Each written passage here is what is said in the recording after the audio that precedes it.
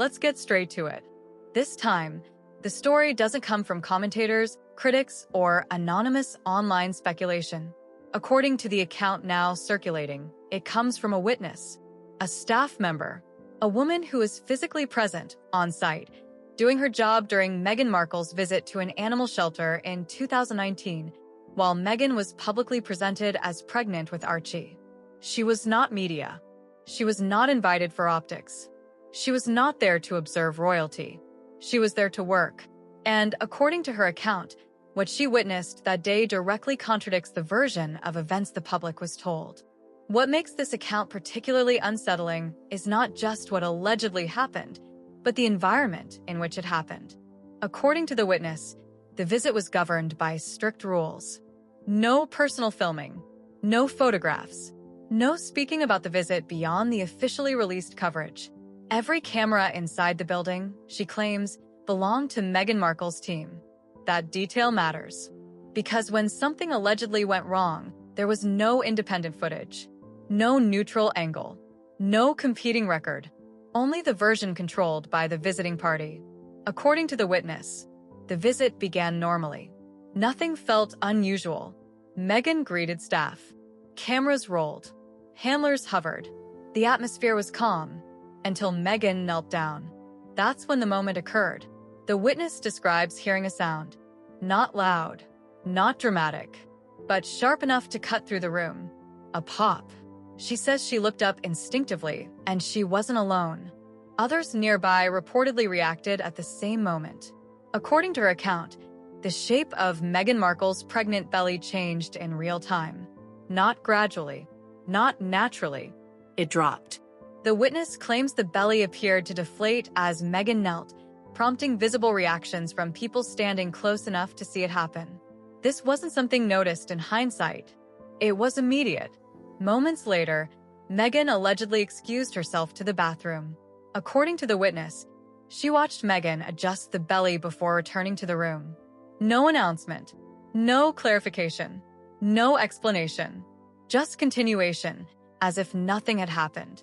What makes this account explosive is not just the allegation itself, but what followed.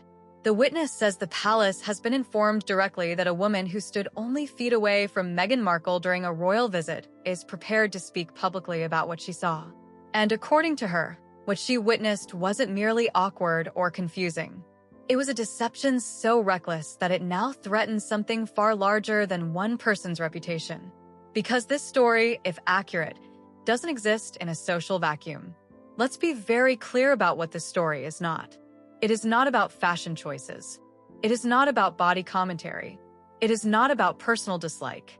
According to the framing presented, this is about deception, institutional power, and constitutional consequence.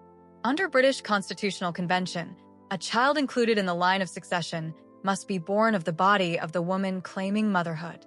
This is not symbolic language. It is legal language. There is no workaround, no modern reinterpretation, no emotional exception. If a child does not meet that requirement, they cannot legally sit in the line of succession. And knowingly presenting otherwise, while accepting titles, security, public funding, and status, is not considered a misunderstanding under that framework. It is considered fraud. When fraud touches the line of succession, it escalates into something historically defined as treason. That is why this story is radioactive. And that is why, according to multiple accounts, the palace did not rush to investigate, but rushed to contain. Because if this allegation collapses, it doesn't fall on Meghan Markle alone.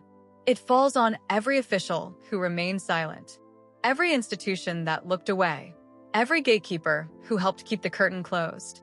And now, according to this witness, the curtain slipped. After the alleged pregnancy anomaly occurred, staff did not immediately run to tabloids or social media. According to her account, they asked a single question among themselves. What did we just see? The answer they were reportedly given did not reassure them. They were told Meghan Markle was wearing a prosthetic pregnancy belly, not because she wasn't pregnant, but to protect the real pregnancy underneath. That explanation is central to this story, because according to critics and observers, it fails basic logic. Pregnant women do not wear prosthetics to hide pregnancies. Royal women do not require disguises at secured charity visits. And no medical professional would recommend placing artificial pressure over a real pregnancy. The witness claims the staff understood this immediately. And she alleges so did the palace.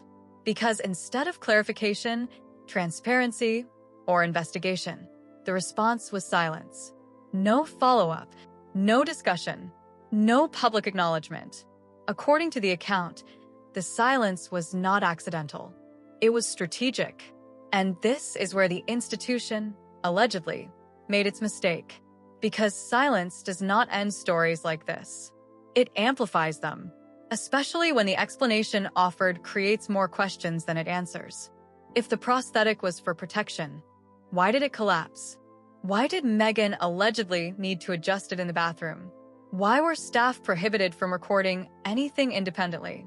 Why did handlers reportedly tense immediately after the incident? Why was the explanation delivered with a tone that discouraged further questions? And perhaps most critically, if the story was harmless, why did it allegedly trigger intimidation and silence rather than clarification? Because a fake pregnancy bump is not a styling choice in royal context. It collides directly with law, with protocol, with succession. And once that door opens, it cannot be closed quietly. This is only the beginning. If the animal shelter incident were isolated, it would have faded. An awkward moment, a strange explanation, an uncomfortable memory. But according to the witness and others now revisiting this timeline, what followed is what transformed suspicion into alarm. Because after that visit, nothing was clarified, yet everything changed. According to the account, staff expected some form of follow-up, a correction, a reassurance, a quiet internal explanation that made sense. Instead, what arrived was silence. Not confusion, not curiosity. Silence with edges. No one asked for written statements. No one invited questions. No one attempted to formally document what staff had witnessed. And that absence, according to observers, was the tell. Institutions that believe nothing is wrong investigate quickly. Institutions that fear outcomes shut conversations down. According to the witness, the explanation, a prosthetic belly worn to protect a real pregnancy, was delivered once and never revisited. No medical justification, no protocol reference, just a verbal stop sign. And that explanation collapses under even light scrutiny. Royal visits are among the most secure environments imaginable. Armed protection, controlled access, pre-vetted attendees, lockdown venues. Nothing about that shelter required additional physical concealment or bodily protection. More importantly, pregnancy protection does not involve compression. Any medical professional will tell you that external pressure increases risk, not safety. The idea that a fake belly would be layered over a real one defies basic obstetrics. According to the witness, staff knew it. And according to multiple accounts, so did palace officials. Which brings us to the next escalation: containment behavior. The witness claims that after the incident, subtle pressure followed. Not dramatic threats, not public warnings. Something more institutional. The kind of silence that comes with implication. You don't talk about this. You don't repeat this. You don't ask further questions. Because once an institution stops denying and starts discouraging, the issue is no longer truth. It's liability. This is where the story widens. According to the account, when the witness later decided she could no longer stay quiet, she did not go online. She did not seek attention. She did what people are encouraged to do when they believe they have serious information. She went to the press, major outlets, established names, royal desks that have never shied away from scandal. And according to her, the response was not skepticism, it was avoidance. Calls went unanswered. Messages received no reply. No follow-up questions. No requests for clarification. That distinction matters. When journalists think a story is weak, they interrogate it. When they think it's false, they debunk it. But when they think a story is dangerous, they don't touch it at all. According to the witness, what she felt wasn't disbelief. It was fear. That fear becomes easier to understand when placed alongside another pattern: how other insiders who raised uncomfortable questions were treated. Consider the case frequently cited by observers: a former royal protection officer who later spoke publicly about irregularities within the institution. According to public reporting, he received a formal warning years after leaving service. Not a lawsuit, not an investigation. A reminder of confidentiality obligations. Anyone familiar with institutional language understands what that means. We are watching you. We can still reach you. And we expect compliance. If a trained former officer receives that kind of reminder, what protection does a civilian staff member have? According to the witness, that imbalance is what kept her silent for years. Not uncertainty. Fear. This brings us to a moment the palace has never publicly addressed, yet has never disproved either. The Frogmore Cottage tweet. May 6th, early morning. A brief message posted and deleted within minutes. It stated that the Duke and Duchess of Sussex had used the services of a surrogate. Explosive. Illegal if false. Constitution shaking if true. And yet, according to public record, no official denial has ever been issued. No statement from Buckingham Palace. No clarification from Kensington Palace. No legal action. No formal correction. The tweet vanished. Screenshots didn't. And here's why that silence matters. If the claim were false, it would have taken one sentence to end it. This is untrue. Instead, the response was avoidance. The same kind of avoidance described by the witness. Dangerous to acknowledge. Too risky to engage. Why? Because under British Constitutional Convention, born of the body is not poetic language. It is legal requirement. It determines eligibility for succession. If Archie was not born of Meghan Markle's body, he cannot legally be in the line of succession. That is not opinion. That is constitutional structure, which makes the unanswered questions around Archie's birth impossible to ignore. No photographs of Meghan entering hospital. No Lindo wing appearance. No named medical team presenting the child. No identified midwife or nurse. No confirmed delivery location. And then came the most jarring contradiction. Newspapers reported that Archie was delivered by Dr. Penelope Law, a titled aristocrat and obstetrician often associated with elite births. The story fit perfectly on paper, except her husband publicly stated that she did not deliver the baby. That statement was never corrected. The papers did not retract. The palace did not clarify. To this day, the identity of the doctor who delivered Archie has not been confirmed publicly. For an institution that documents everything, births, deaths, appearances, lineage, this absence is not normal. It is anomalous, and anomalies demand explanation. This is where observers begin connecting the dots. A collapsing pregnancy bump, a prosthetic explanation that fails logic, a witness discouraged from speaking, media avoidance, an unexplained tweet, a missing birth narrative. None of these alone prove anything, but together, they form a question the palace has never answered. If Meghan Markle carried Archie herself, why was transparency avoided at every turn? Because transparency would have ended the speculation instantly. Instead, what we see, according to the accounts presented, is an institution choosing silence over certainty, delay over denial, containment over clarity. And that choice has consequences, because silence, over time, stops looking like protection. It starts looking like evidence. Here's the truth institutions understand better than anyone else. Silence is not neutral. Silence is a decision. And according to the accounts surrounding this case, silence was chosen repeatedly, not because answers were unavailable, but because answers were dangerous. By the time the animal shelter incident was allegedly reported internally, the palace was already facing a dilemma with no clean exit. If the claim was investigated publicly, it risked uncovering inconsistencies that could not be unseen. If it was dismissed outright, it risked alienating staff who had witnessed something with their own eyes. So the palace did what institutions under pressure often do. It slowed everything down. No inquiry. No documentation trail. No official denial that could later be contradicted. Just quiet. According to observers familiar with royal protocol, this is not how harmless misunderstandings are handled. It is how liability is contained. And that brings us to the constitutional core of the issue.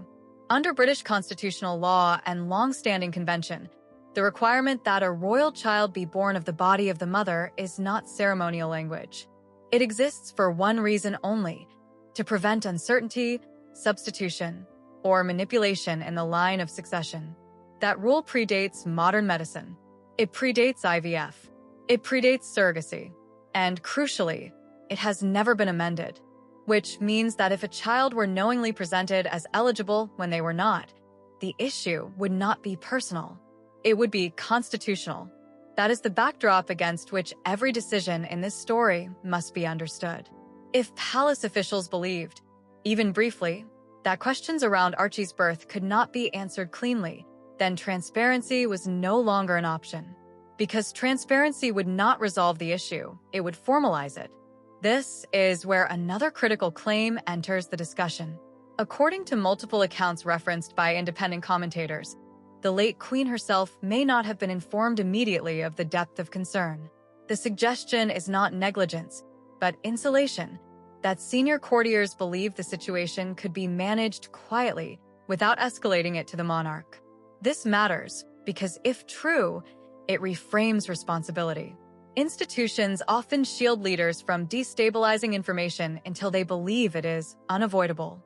Not out of malice, but out of habit. Out of control. But control has a shelf life. As time passed, according to observers, subtle changes began appearing. Fewer references. Fewer images. A quiet recalibration in how Archie was presented in official materials. Nothing loud enough to trigger headlines. Just enough to signal unease to those watching closely. Because inside institutions, alarm doesn't sound like panic. It sounds like restraint. And restraint, when prolonged, becomes conspicuous. This is why the resurfacing of a first-hand witness matters so much now. Not because it proves anything on its own, but because it reintroduces something the palace has tried to avoid for years. An eyewitness who is not seeking attention, not seeking money, not seeking relevance. Just someone who says, "I saw something and it didn't make sense." And when institutions rely on silence, the most dangerous thing that can happen is someone losing their fear. According to the witness's account, fear was the only thing keeping her quiet for years. Fear of legal pressure. Fear of reputational damage. Fear of becoming collateral. But fear erodes when patterns repeat.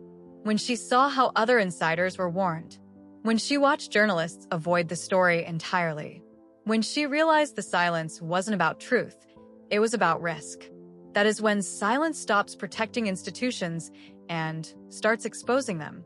Because the longer an institution refuses to clarify something simple, the more complicated the implications become. If Meghan Markle carried Archie herself, the palace could have ended this story years ago with documentation, clarity, and medical confirmation. Not invasive detail, just confirmation. Instead, every unanswered question stacked on the last. A pregnancy bump that allegedly collapsed. A prosthetic explanation that defies logic. A birth with no named medical team. A doctor incorrectly credited and never corrected. A surrogacy claim never officially denied. Witnesses discouraged. Media avoidance. None of these prove guilt. But together, they raise a question institutions fear more than scandal. Why was certainty avoided? Because certainty locks narratives in place. And once locked, they can be audited. This is why, according to analysts, the palace's greatest concern is not exposure, it's precedent. If one unresolved inconsistency is formally acknowledged, others follow. And once that happens, the story stops being about Meghan Markle entirely. It becomes about governance, about oversight, about who decided silence was safer than truth. That is why this story is not fading. Because institutions can survive criticism. They can survive scandal. They can even survive disgrace. What they cannot survive is loss of legitimacy. And legitimacy depends on clarity. So when people ask why this story keeps resurfacing, the answer is simple. It's not because people hate Meghan Markle. It's not because of obsession. It's because unanswered questions don't expire. They wait. And now, according to the accounts being revisited, the waiting may be over. Because when witnesses speak, when patterns align, and when silence becomes louder than denial, institutions don't get to decide when the story ends. History does.